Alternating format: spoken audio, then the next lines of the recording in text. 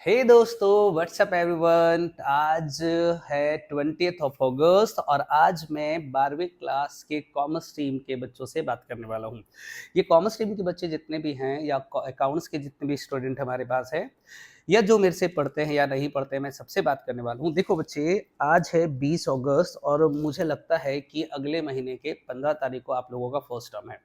12वीं क्लास के बच्चों के साथ एक जो नेगेटिविटी है, वो ये है कि वो बच्चे कहते हैं कि सर हमारे एग्ज़ाम में जो भी मार्क्स आए वो फाइनल में ऐड ऑन नहीं होगा। ये सच्चाई है बेटा कि फर्स्ट टर्म या प्री बोर्ड या री प्री बोर्ड के जितने भी क्वेश्चंस होते हैं, उनके मार्क्स एग्ज़ाम में जो फाइनल एग्ज़ाम है उसमें ऐड नहीं होता है। लेकिन बेटा इससे आपकी परफॉर्मेंस को इफ़ेक्ट पड़ता है।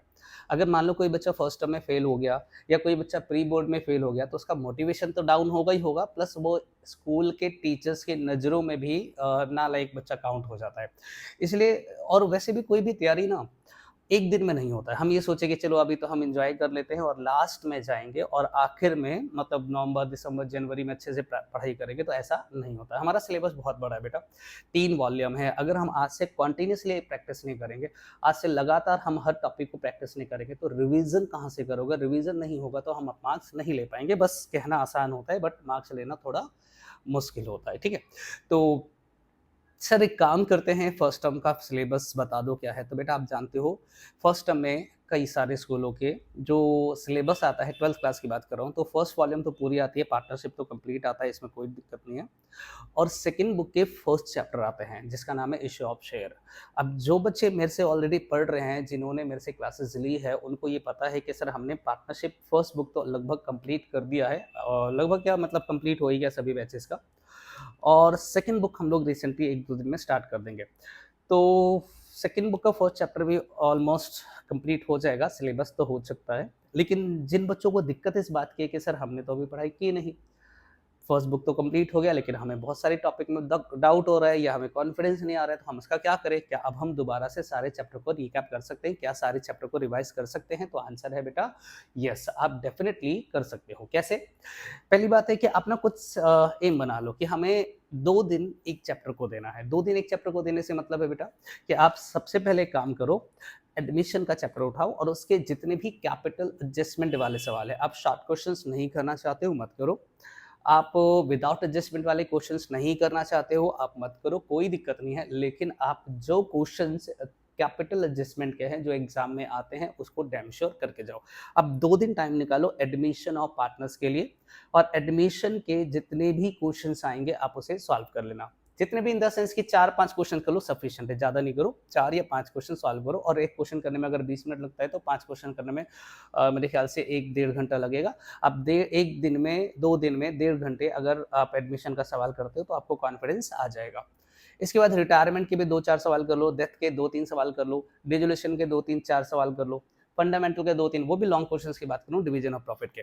तो आप नोटिस करोगे कि जो बड़े चैप्टर हैं, जो बड़े चैप्टर जैसे एडमिशन, रिटायरमेंट, डेथ, डिसोल्यूशन और फंडामेंटल, तो इसके भी अगर आप 5-5 सवाल भी करते हो, तो 5 से 7 दिन में आपके ये फंडा और जो पार्टनरशिप की बुक है वो कंप्लीट हो जाएगी। इसके बाद हमारा रह जाएगा issue of share. Issue of share के अगर आप जो एग्ज़ाम में आने वाले क्वेश्चंस हैं, एग्ज़ाम में आने वाले क्वेश्चंस कैसे डिसाइड करेंगे? जैसे जो सैंपल पेपर के क्वेश्चंस होते हैं, आप सैंपल पेपर उठाओ, लास्ट ईयर का कोई भी मॉडल टेस्ट पेपर उठाओ और उसमें जितने भी क्वेश्चंस इश्यू ऑफ शेयर के आए हैं, उस टाइप के क्वेश्चन ना 10-12 क्वेश्चन प्रैक्टिस कर लो, डैम श्योर आप इस 1 महीने के अंदर-अंदर आप अच्छा स्कोर कर सकते हो। और सच्चाई ये है कि जो बच्चा प्रैक्टिस करता है, जिन बच्चों को लगता है कि हाँ, हमें करना चाहिए, वो बच्चे तो बड़े आराम से कर लेते हैं। लेकिन जो बच्चे अभी भी टाल रहे हैं, सर अब नहीं, तो बेटा अब नहीं तो कब? ठीक है? और हाँ, अब जो बच्चे के मन में ये दुविधा है कि सर ये वाला तो एग्ज़ाम में आएगा नहीं या इसके मार्क्स ऐड होगा नहीं, तो बेटा एक बात बताओ, जो बच्चा फर्स्ट टर्म में फ़ेल हो गया ना, ये जो जिन बच्चों के फर्स्ट टर्म में मार्क्स कम आए, उनके सेकंड टर्म में मतलब प्री बोर्ड में भी मार्क्स कम आते हैं, क्योंकि इसका मेंटली प्रेशर ये होता है कि सर वो अपने आप को भी ये जज कर लेता है कि मुझे आता नहीं है, मुझे समझ नहीं आ रहा है। इसी प्रकार के जिन बच्चों के प्री बोर्ड में मार्क्स कम है, री प्री बोर्ड भी मार्क्स कम आएँगे और फिर फाइनल में भी फिर वो अपने आप को एडजस्ट कर लेता है 30-40 की लाइन में। तो अभी टाइम है, अगर अभी नहीं करोगे तो फिर याद रखना पूरे साल आप अपने आप को क्रिटिसाइज़ करते रहोगे कि मुझे ये आता नहीं है, मैं नालायक हूँ, मुझे अकाउंट समझ नहीं आ रही है।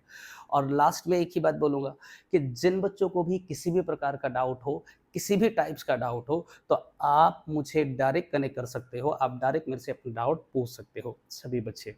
कैसे पूछ सकते हो सर? आप मुझे कमेंट करोगे, मैं पक्का हर कमेंट का रिप्लाई करता हूँ और आप मेरा नंबर नीचे चल रहा होगा, नहीं तो आप डिस्क्रिप्शन में जाके देख लेना, मैं अपना नंबर डाल दूँगा, व्हाट्सएप नंबर है, आप मुझे व्हाट्सएप कर सकते हो। अगर ये भी नहीं करना है तो आप मेरा ऐप डाउनलोड कर लो school of accounts play store से जाकर और उसमें चैट का ऑप्शन होता है, आप चैट पर भी आप मेरे से कनेक्ट कर सकते हो और डायरेक्टली, इनडायरेक्टली कैसे भी आप मेरे से कनेक्ट करके आप रिप्लाई करोगे। आप जब भी मेरे से क्वेश्चन पूछोगे, डैम श्योर मैं आपको रिप्लाई कर दूँगा, ठीक है? तो आई होप कि आप लोग अच्छे से पेपर की तैयारी करोगे, फर्स्ट टर्म में अच्छा स्कोर करोगे ताकि आप लोग मोटिवेट हो जाओ और आगे के चैप्टर, आगे के क्वेश्चन, आगे के एग्ज़ाम्स को अच्छे से प्रिपेयर कर पाओ।